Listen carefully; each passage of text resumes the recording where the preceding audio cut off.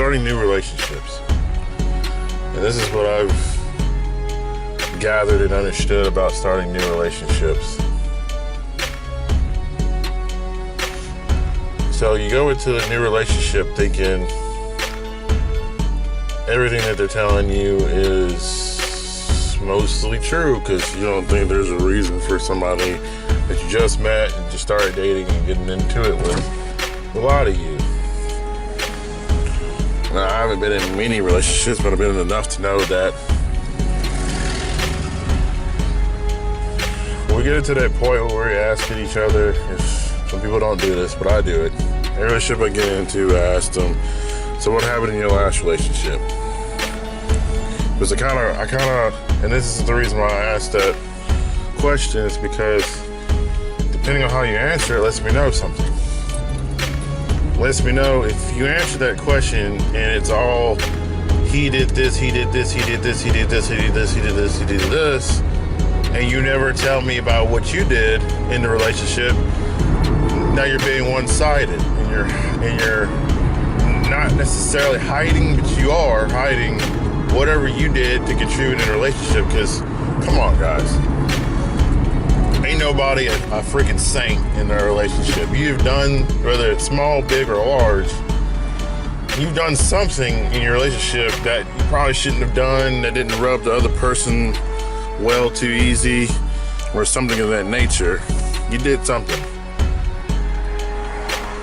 So you either never acknowledged that you fucked up, or you did something that you shouldn't have done, or you just don't want to talk about it. So then when girls go, well, what happened in your last relationship, or your marriage, or whatever, to you and your ex-wife, I tell them exactly everything she did. Then I tell them what I did also, and what ultimately ended the situation.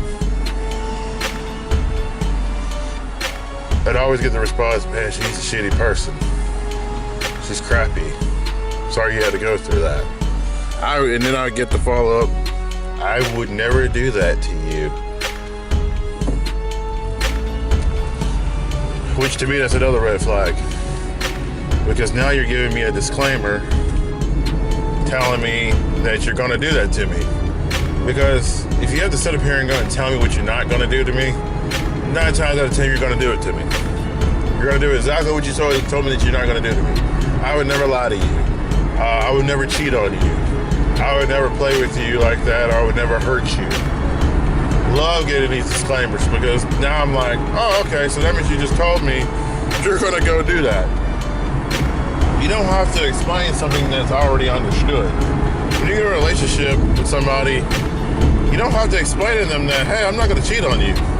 But if you feel like you need to explain to that person verbally that you're not gonna cheat on them, and you never had done this to them yet, 9 times out of 10 you have that tendency that you're going to cheat on this person.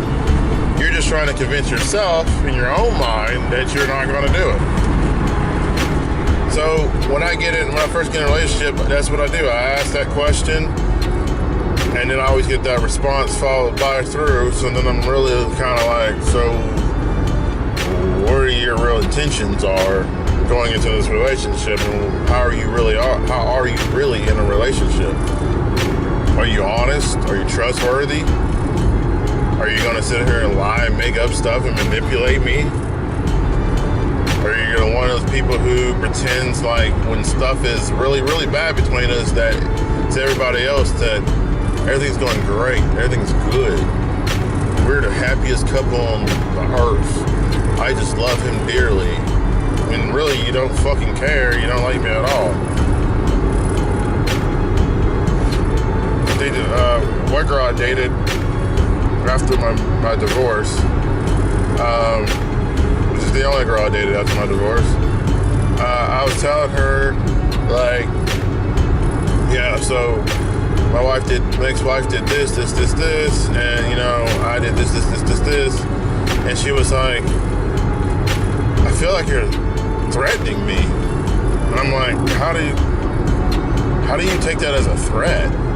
Because you're telling me this stuff, like you're this way, or you've done this and this, and and stuff. I'm like, so I'm not telling you to try to impress you.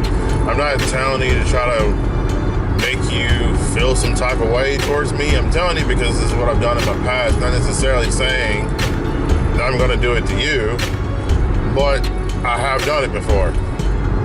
So, I mean, women who've been in situations where the man beat the shit out of them physically and then verbally abused them, when they get into another relationship with the man and they'll tell a guy, yeah, so he was verbally and physically abusive to me. I hope you're not that way. If that guy's already beaten the shit out of a girl before you, he's not gonna tell you, oh yeah, see, I've already beat the shit out of my ex-wife and my girlfriend before you.